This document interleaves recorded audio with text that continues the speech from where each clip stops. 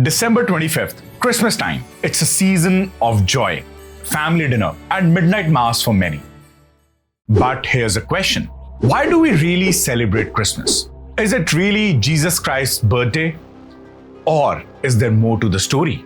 You see, most of Christians have been told Christmas is about Jesus' birth. But what if I told you this date and many of the traditions Christians love actually have roots in wild parties, pagan festivals, and some seriously un-Christian behavior? Could Christmas really be the work of Satan?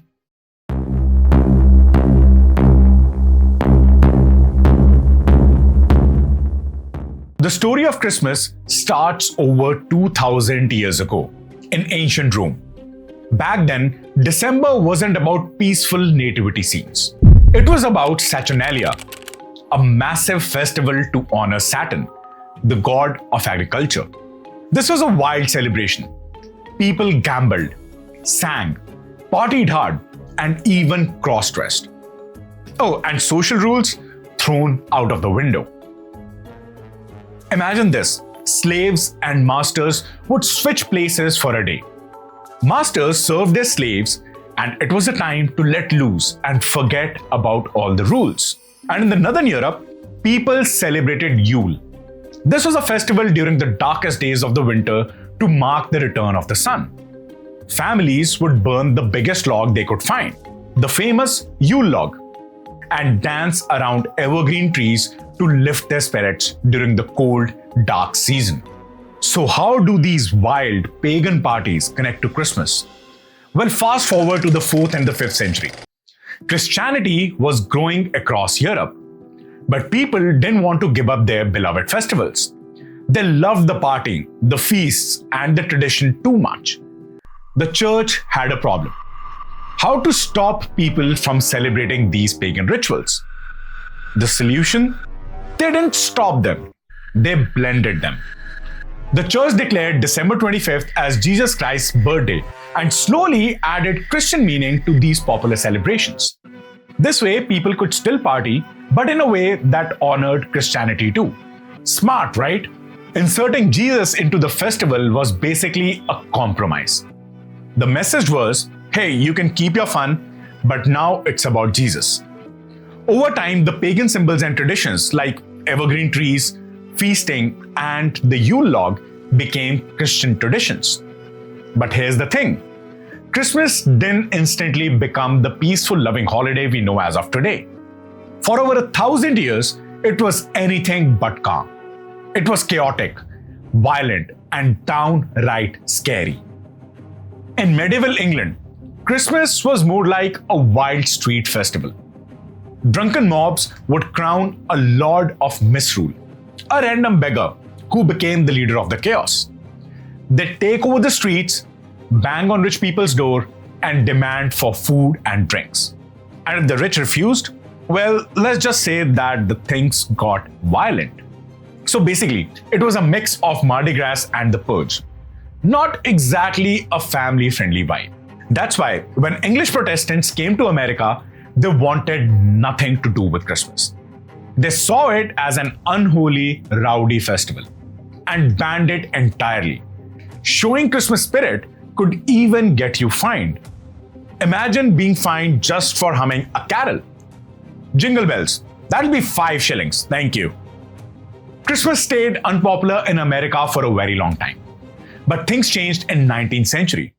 Immigrants from Europe brought their love for Christmas and their own traditions, like decorating trees, exchanging gifts, and celebrating family. Slowly, these traditions became part of American culture, and Christmas transformed into the holiday we know today. So what's the real story of Christmas? It's a mix of pagan rituals, wild parties, and clever compromises. Yes, celebrating Jesus' birth is an important tradition. But Christmas, as we know, it is also built on ancient festivals, drunken feasts, and cultural blending. So if you want to spend Christmas singing carols, that's wonderful. But if you'd rather burn a Yule log or knock on a neighbor's door demanding sweets, well, that's historically accurate too. And speaking of traditions, wait till you hear how Santa Claus went from a saint to a jolly guy in a red suit. This story is even crazier.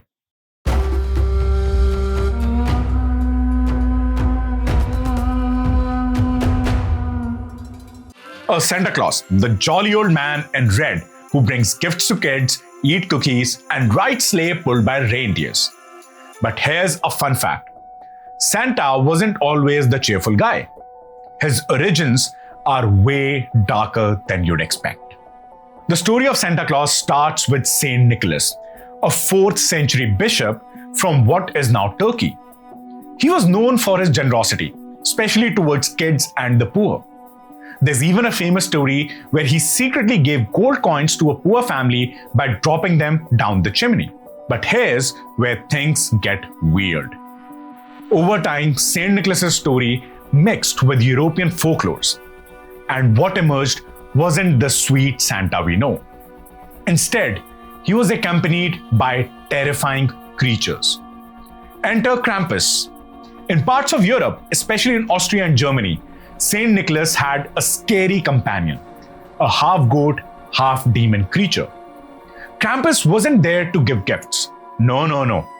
He was there to punish bad kids. While St. Nicholas rewarded the good ones, Krampus would beat naughty children with birch sticks, or worse, stuff them in a sack and drag them to hell. Can you imagine? Instead of presents, you're running for your life from a demon goat. Merry Christmas, right? Other legends weren't as scary, but still strange. In the Netherlands, kids would leave their shoes out for Sinterklaas, the Dutch version of Saint Nicholas. He wasn't alone either. He had helpers called Zwarte Piet, or Black Pete. These helpers were controversial, to say the least, often depicted in the ways that reflected colonial stereotypes. Even today, this tradition stirs up debates about racism and cultural sensitivity. It's a reminder that not all holiday traditions have aged well. But Santa isn't the only spooky part of Christmas. Did you know that telling ghost stories used to be a major Christmas tradition? Forget cozy family dinners.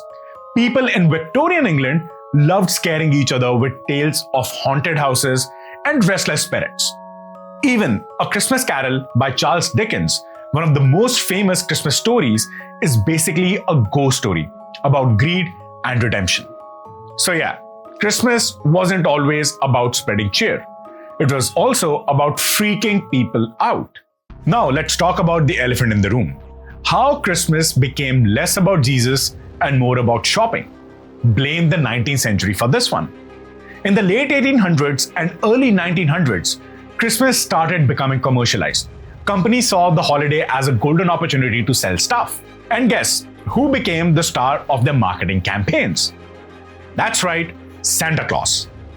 Coca-Cola in particular helped create the image of Santa that we know today, a plump, cheerful man in a red suit. Santa went from a saintly figure to the ultimate mascot of consumerism. And now billions of dollars are spent every year on Christmas shopping. A far cry from a humble manager in Bethlehem, don't you think? But here's the question. How much of the Christmas we celebrate today is really Christian? Let's look at the big picture. The date, pagan. The tree, pagan. The feasting and giving gifts, also pagan. Even Santa's origin are mashup of folklore and marketing. This raises an interesting point. For centuries, Christians debated whether Christmas was even appropriate to celebrate. Some, like the Prussians, outright banned it. And today, there are still debates about whether it has become too commercial, too secular, or too far removed from its supposed meaning. But here's the thing. Christmas has always been about change. It's a patchwork of traditions from different times, cultures, and beliefs. Maybe that's the real magic of Christmas. It brings people together, no matter where the tradition comes from. So whether you're celebrating Jesus' birthday, burning a Yule log, or just enjoying some family time, remember, there is no right or wrong way to celebrate. After all, Christmas has always been about blending the old with the new. This is it from my side today. This is Ari signing off. and I wish you a Merry Christmas.